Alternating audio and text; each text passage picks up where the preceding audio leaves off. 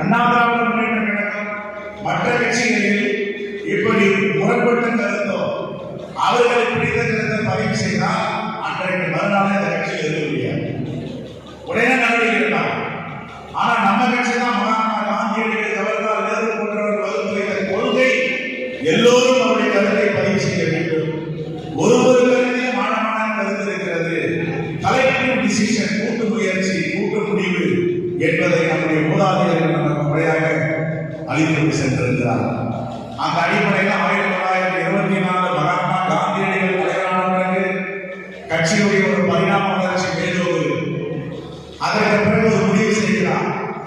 இதை செயல்படுத்துவதற்கு ஒருவர் வேண்டும், ஒருவரை நியமிக்க வேண்டும் என்று 1929 ஆண்டு ஜவஹர்லால் நேரு அவர்களை அடையாளப்படுத்துகிறார். மோதிலால் நேரு தலைவராக இருக்கிறார். அப்பொழுது இப்பொழுது இருக்கிற பாகிஸ்தான் ஒருங்கிணைந்த இந்தியாவில் இருக்கிறது.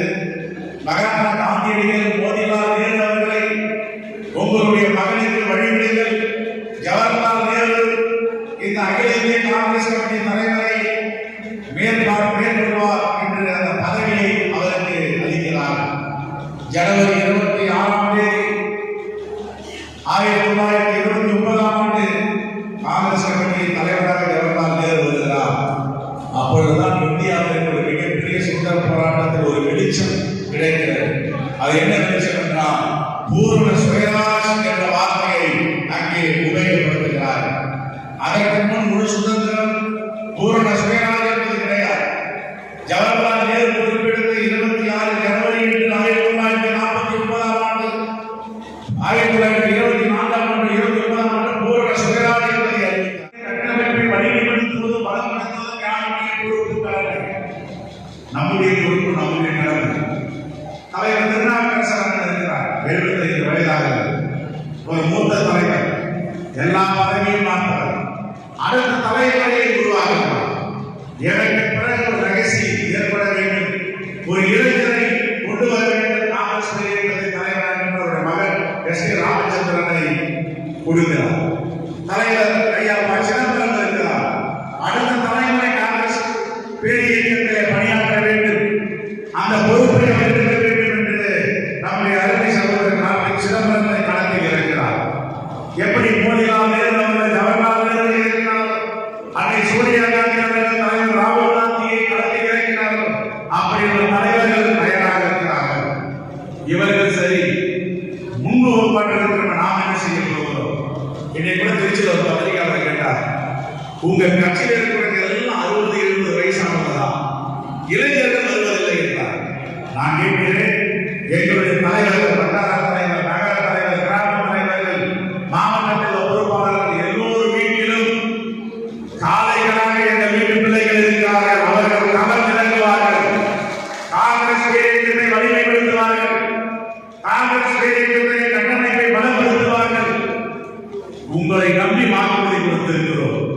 நம்முடைய கட்சியில் உள்ள பெரியவர்கள் எல்லாம் தன்னுடைய வீட்டில் உள்ள இளைஞர்களை, பிள்ளைகளை நாம் காங்கிரஸ் ரத்தத்தை ஊட்டி அவர்களுக்கு வழங்குகிறோம். காங்கிரஸ் டிஎன்ஏ நமக்கு இருக்கிறது. அந்த குழந்தைகளை, இளைஞர்களை நீங்கள் களத்தில் இருக்க வேண்டும். அதற்கு பிறகு யாராவது வாய் திறந்தால் சொல்ல வேண்டும், இங்கே காங்கிரஸ் முன்வருவதில்லை, தலைவர் ராகுல் காந்தி காலத்தில் இளைஞர்கள் பட்டாளமாக இருக்கிறது என்பதை நாம் உணர்த்த வேண்டும், பிரகடனப்படுத்த வேண்டும். இதுதான் என்னுடைய தாழ்மையான வேண்டுகோள். இங்க இருக்கிற தலைவர் மக்களுக்கு, எப்படி நம்முடைய தலைவர் எல்லாம் அவருடைய ஆராய்ச்சிகளை நீங்கள் களத்தில் நில்லுங்கள். அடுத்த தலைமுறை காங்கிரஸ் இயக்கத்தில் பணியாற்ற வேண்டும், பாசிச சக்திகளை எதிர்க்க வேண்டும் என்று களத்தில் இறங்கியிருக்கிறார்களோ அப்படி வட்டார தலைவர்களும், மாவட்ட நிர்வாகிகளும், நகர தலைவர்களும், நகர நிர்வாகிகளும், கிராம தலைவர்களும், கிராம நிர்வாகிகளும் களத்தில் நம்முடைய வீட்டு பிள்ளைகளை இறக்க வேண்டும். இதுதான் என்னுடைய அன்பான வேண்டுகோள். தலைவர் ராகுல் காந்தி அவர்களுக்கு செய்யும் நாம் மிகப்பெரிய நன்றிக்கடனாக. எந்த மாவட்டத்திற்கு போனாலும் கூட்டணி கட்சிகளை சரியாக பார்த்துக் கொள்வதில்லை. ஏதோ ஒரு சங்கடம் இருக்கிறது. அந்த சங்கடம் என்ன வந்தது? நாம் வலிமையாக இருந்தால், நாம் பலமாக இருந்தால், நம்ம வீட்டுக்கு வந்து நம்ம வட்டார தலைவர் காங்கிரஸ் கட்சியில் அலுவலகம் போவாங்க. அவங்க என்ன நினைக்கிறாங்க? நம்ம வலிமையா இல்லை. பட் சிவகங்கை மாவட்டத்தில் இருக்கிற காங்கிரஸ் கட்சியில் இருக்கிற 2-3 மாவட்டத்துல மிகவும் வலிமையான மாவட்டம் சிவகங்கை மாவட்டம், புதுக்கோட்டை மாவட்டம், மாற்றத்திலே கிடையாது. ஆனால் இளைஞர்கள் இருக்கிறார்களா? இதுதான் கேள்வி. அப்போது இளைஞர்கள் வர தயாராக இருக்கிறார்கள் என்றால் நாம் அரவணைக்க தயாராக இருக்கிறோம். இப்ப நம்ம அன்பு சகோதரர் நாடாளுமன்ற உறுப்பினர் கார்த்திக் சகோதரர் பேசணும் சொன்னார்.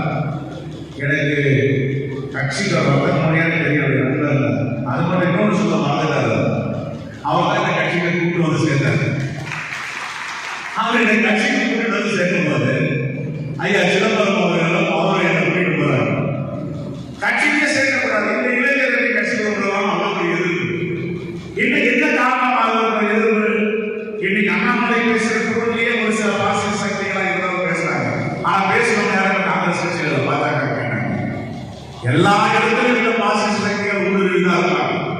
ஆனா ஒரு காலத்தில் அடையாளம் கண்டுவிடலாம். யார் யாரெல்லாம் எதிர்த்தாங்களோ அவங்க இல்லை, கட்சியே இல்லை, எல்லாம் பார்த்துட்டாங்க அதிகார பசியை நோக்கி. எதற்கு சொல்லுகிறேன் என்றால், இளைஞர்கள் வந்தால் நாம் வழிவிட வேண்டும். இளைஞர்களை தடுத்து நிறுத்தக்கூடாது, என்னை சேர்த்துக் கொள்ளக்கூடாது. எதிர்ப்பு தெரிவிக்கும் பொழுது ஒரு வேலை இவர்கள் எல்லாம் வேடிக்கை பார்த்து அமைதியாக இருந்திருந்தார்கள் என்றால் நான் இன்று காங்கிரஸ் கட்சியில் இருந்திருக்க முடியாது, தலைவராக முன் பேசவே முடியாது. ஆனால் அதை முறியடித்து இளைஞர்களை சேர்க்க வேண்டும் என்று சேர்த்தார். உங்கள் முன்பு பேசிக் கொண்டிருக்கிறது. அதே போல நம்முடைய தலைவர் மக்கள் இளைஞர்கள்